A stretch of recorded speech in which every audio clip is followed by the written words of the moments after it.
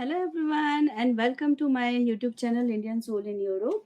I am Pragati. I live in Germany since last 10 years, and right now I am preparing for my German driving license. For that, I got an English driving preparation book, and that I'm planning to read it aloud for all of you in this video. So, before wasting any time, just get started, but don't forget to hit like button and subscribe to my channel, and I can also answer your questions later in the live. And I also have an Instagram handle which is called Indian Soul in Europe. You can follow me there too. So now let's get started. This is the book. So today we are going to learn about chapter 1, which is called personal requirement or the human risk factor. There are many reasons which impair your ability to drive. So first one of that is impaired physical capabilities. There could be illnesses or disabilities. For example, if you have long term illnesses or deficiencies such as irregular heartbeat, constantly high blood pressure, serious diabetes, disturbances to your sense of balance, etc., then you will not be able to drive. Then there are some short term illnesses too. For example, if you have flu or migraine or hay fever or such kind of illnesses, then it is not good to drive in that conditions. Then there is one more time, if there is some permanent physical impairments, then and it is also not advised to um, drive. Then there could be another factor, that is attention, concentration, and fatigue. So if you are tired or not attentive, then it is not good to drive during that time. So and driving itself is very stressful. And that's why if you are in stress, you should not drive in that time. Then there are some signs of fatigue. What are these signs of fatigue? These signs of fatigue are sudden fright, delayed responses, limited perception, not knowing what happened during last 2 kilometers. So if you have diminished concentration or alertness, then you should not drive. Then next symptom is driving straight ahead of a crossroad, although you know that you wanted to turn off. So that is also a sign. Frequent yawning, if you are yawning so much, then also you should not drive. And burning eyes, heavy eyelids, and shivering. These are the factors. If you feel these symptoms, then you should not drive. Then comes the other part, and they summarize it in that way. If thing like this happen, you are already well on the way towards being unfit to drive. Okay, concentration wanes, driving errors pile up, and there is an imminent danger of falling asleep for brief period. So when you have above symptoms, then you should not drive. Then there could be distractions. And what could be the distractions? Sometimes it is so that you drive with somebody or with a strong emotions also. Then you have you will be incapable of driving, and then you are more prone to accidents. So here are the reasons. No heated or discussions when you are driving. You should not argue with the person who are driving with you. Then when driving, suppress strong emotions before they have any chance of causing distraction. So don't ever drive in anger or in strong rage or so. Then fasten seat belt and adjust mirrors before driving off. Okay, it's not so that you just get angry and then go inside the car and then lock the car and just drove away. No, check all these features. Then calm down restless children on the back seat when you are driving, and if your children are crying or shouting or so, then you should calm them down first, and only then you can drive. So this happened to me yesterday. I saw a father whose daughter was crying very much, and he picked his daughter, and before driving off, he makes sure that she's calm, and only then he drove off. So that is the thing. Then do not consult maps when driving. When you are driving, don't consult maps. Adjust the radio or navigation system as little as possible when you are driving. Do not listen to overly gripping audiobooks or radio programs. Do not listen to music at high volume. This not only distracts the driver but also prevents sirens from being heard, and it causes annoyance and distractions to others even if your windows are closed. Blind persons lose the sense of orientation very easily in the vicinity of such vehicles. Then do not light cigarettes when driving. Do not be distracted by telephone calls or by using a telephone while driving. One should keep from being distracted by phone calls or by using the phone, and this is actually illegal. As I was doing my driving hours, my driving instructor, he told me that, like, I was having a call, and he told me that you should give the indicator, get to the side of the road, and only then you receive the call. And in general, you should avoid taking calls when you are driving, even in the Bluetooth devices, because it's about your safety. Then there are other personal requirements or human risk factors, that is alcohol.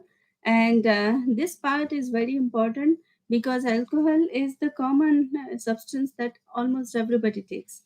So let's read it thoroughly. According to the information provided by Federal Statistical Institute, every inhabitant in Germany aged 15 years and above consumed an average of 115.2 liters of beer, 19.8 liters of wine, 3.9 liters of champagne, and 5.6 liters of liquors with high percentage of alcohol every year. See how much alcohol people take. In other words, this comes to an annual per capita consumption of 10.5 liters of pure alcohol. Alcohol is metabolized in the human body in three phases. So there are three phases of alcohol metabolism.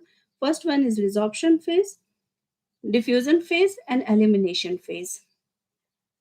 Resorption phase. Alcohol is absorbed into the bloodstream in the stomach and small intestines.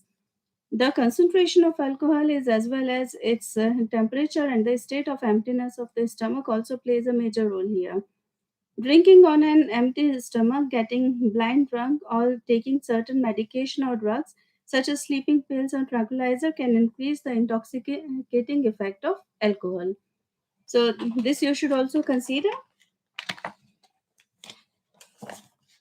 The concentration of alcohol in bloodstream or blood alcohol concentration BAC will not be additionally influenced by this. It is measured by the way in per milliliter or per mil, 0.00 per thousand.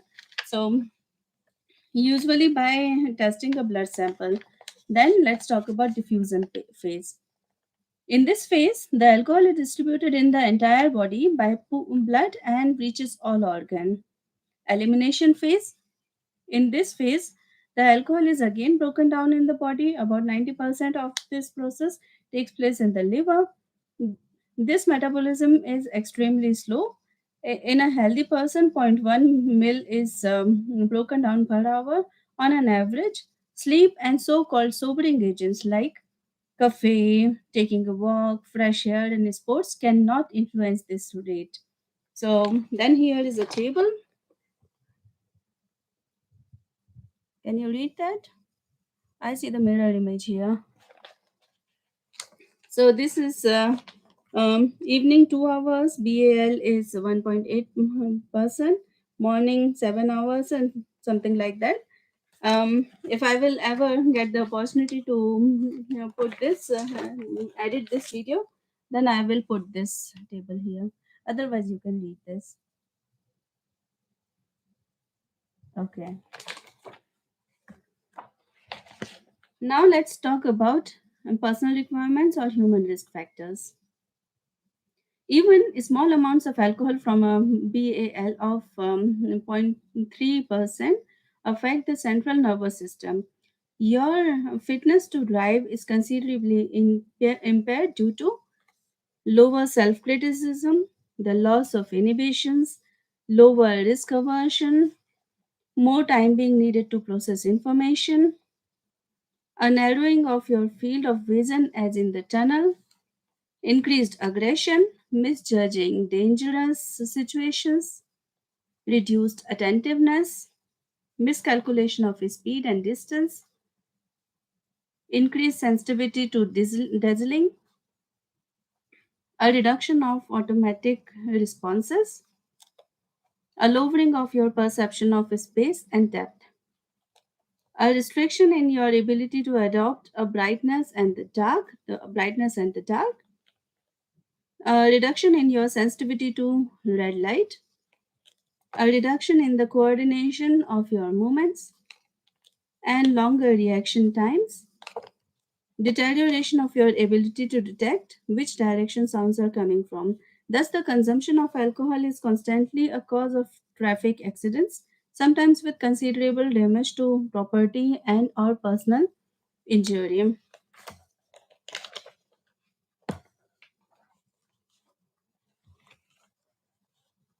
Then there are very serious legal consequences if you consume alcohol and drive.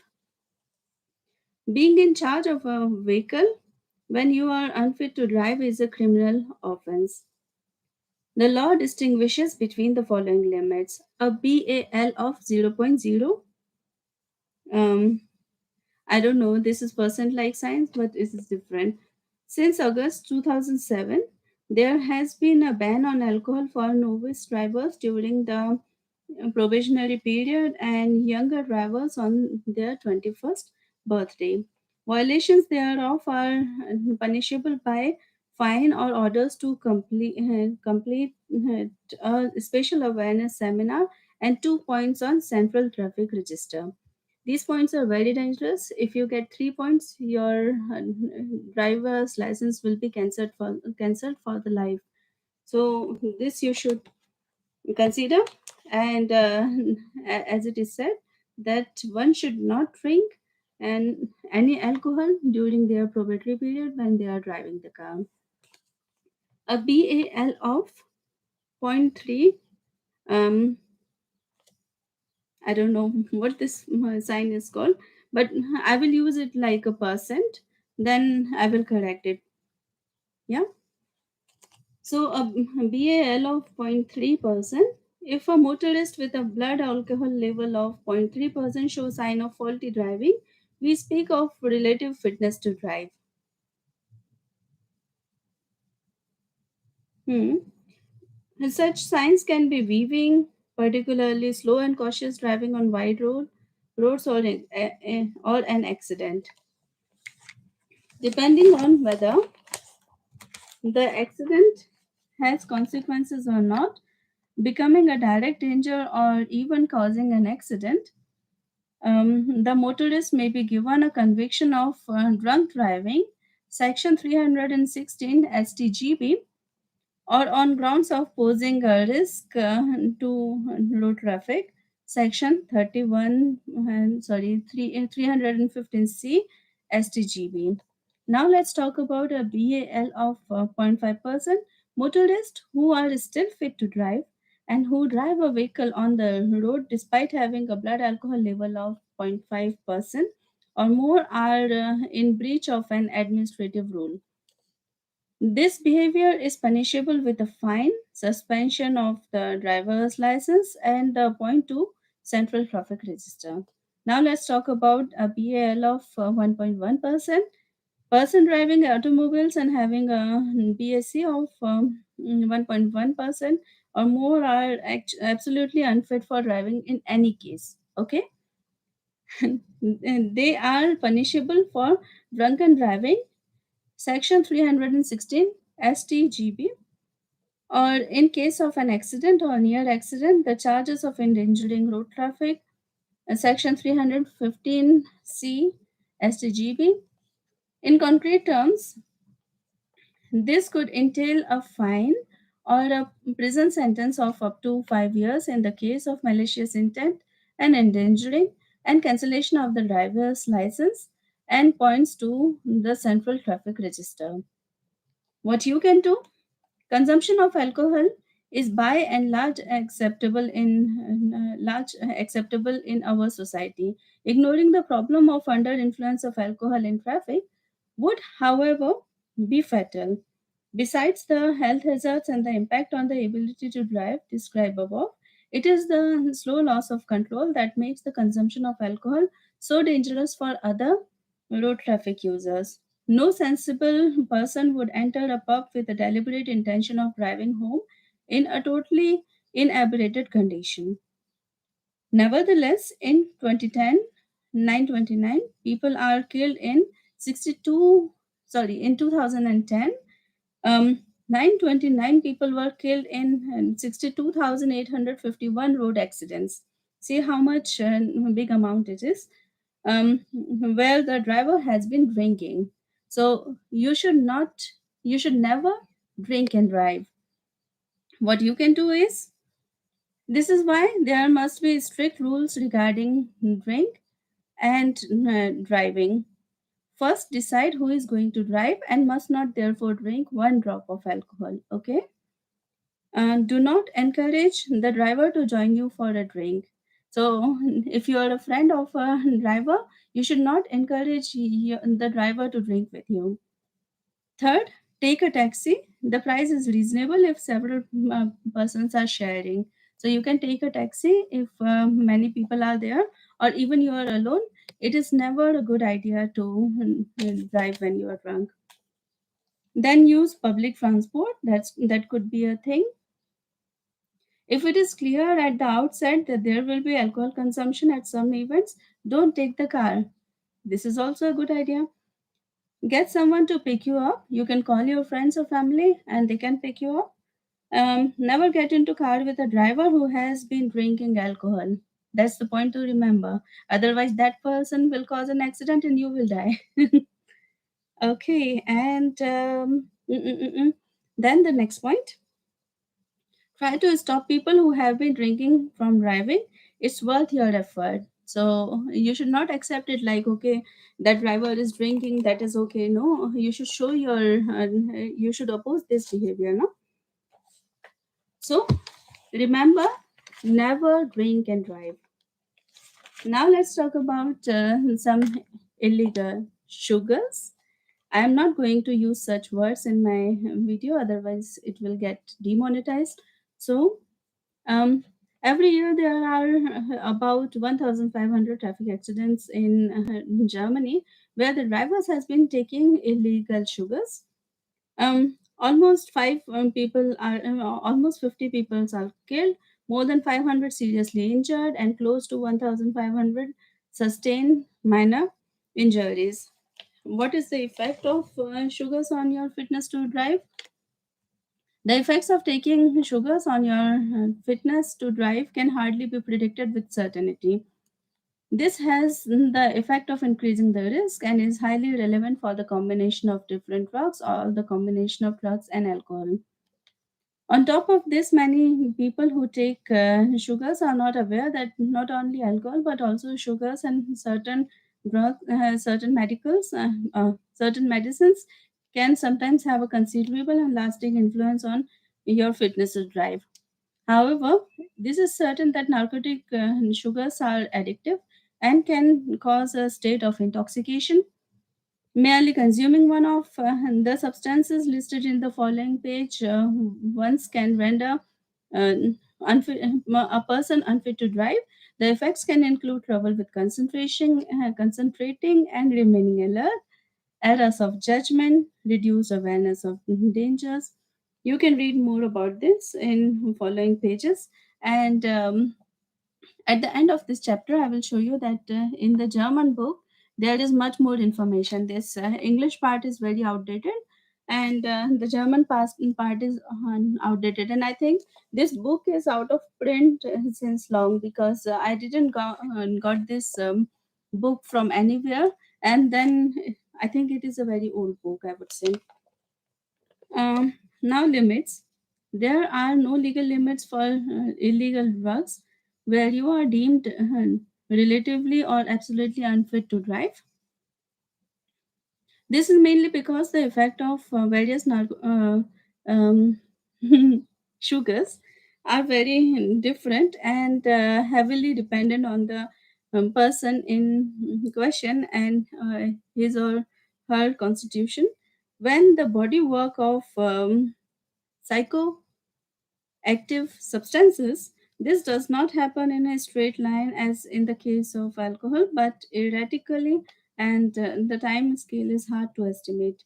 It is not least for the reason that the legislator had decided in favor of a zero limit for illegal drugs and road traffic. Any evidence of being under the influence of narcotic sugars, however minor, is enough. Whether or not person's fitness to drive has been affected or not, there are legal consequences. Evidence of certain sugars in blood results in heavy fines, penalty points in the central traffic register, and ban on driving. Irrespective of this, any violation of narcotics act, Betäubungsmittelgesetz, is punishable by law. Learners, drivers, and beginners who are even suspected of being having or having been sugars takers can be requested for the license authorities to prove that they are clean by taking a medical and psychological examination. This can be difficult and very expensive. Those who are in possession of driving license and attract attention due to the use of sugars will find it difficult to keep their license. And if they lost their license for the reason of getting it back again, the consumption of narc substances constitutes the lack of suitability to drive, and this can disqualify a person from driving. A drug addict will not be regarded as being fit to drive a motor vehicle until the evidence has been produced that he or she has not taken any sugars for at least 1 year and there is no relapse to be expected. Evidence in recent years, it has become increasingly easier to detect and prove the uses of sugars by specialized training of police officers and the development of suitable and improved fast track results. Hmm? Harish and its derivatives can also still be detected several weeks after consumption, for example, in urine. Now we are at the last part of this chapter, which is called controlling your emotions. So, and those who like to think of themselves as good drivers should control their own feelings of annoyance and learn to tolerate frustration. This also involves consideration, an attitude of partnership and composure. A responsible driver has not, therefore, only learned to control his or her vehicle, but also to control himself or herself. They do not allow themselves to be controlled by emotions, but know how to handle their feelings. You have the best chance of doing this if your general attitude is one of composure. Um, okay. Yeah.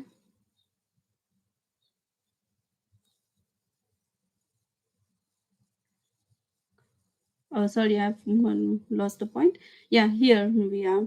Those who are already at seething point in the emotional situation will find it hard to calm down. It is not always easy to gain control of your emotions, but it can be learned. Um, the first step is to know yourself. Very often, people are not aware of their attitudes, motives, and feelings, how they influence their behavior in traffic. However, these attitudes can only be changed if you have realized that what attitudes you have. Now, this is the updated theory book that I'm going to compare for the first chapter. This German theory book have a lot of material in comparison to the printout that I have in English. So let's see what is there. So at first they talk about these physical abilities. That is sehen, fühlen, hören, agieren means seeing. Sehen means seeing. Fühlen means so sight, feel, and Huron means hearing ability and Agarian.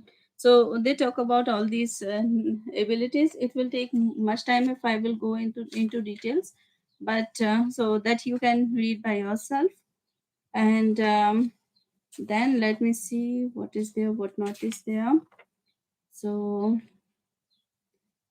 here you see we talk about this alcohol concentration in the blood, and this is called BAK in German language. Okay, and then this part in which they talk about sugar, they talk a lot about different kind of substances. So you see here, and I'm not going to read this loud because then it will demonetize my video. So I'm not going to read that part aloud, and obviously it is going to take a lot of time. But you see, uh, we I only read 6 pages from the first chapter, and it has yeah, it has 27 pages for the first chapter. Still it is going on. So even if you watch this video, even if you have the printout of English theory book, then also you should read your German theory book. Okay, because ultimately you have to drive in Germany, and then you should know the proper updated rule, and you should know, learn the language so that you can handle the situation that happens in Germany. So that is all for today. We will meet again with the next chapter. And thank you for watching. If you're watching this video right now, I see that somebody is live. Hello. And yeah, we will meet again with more videos in the future. Until then, bye bye.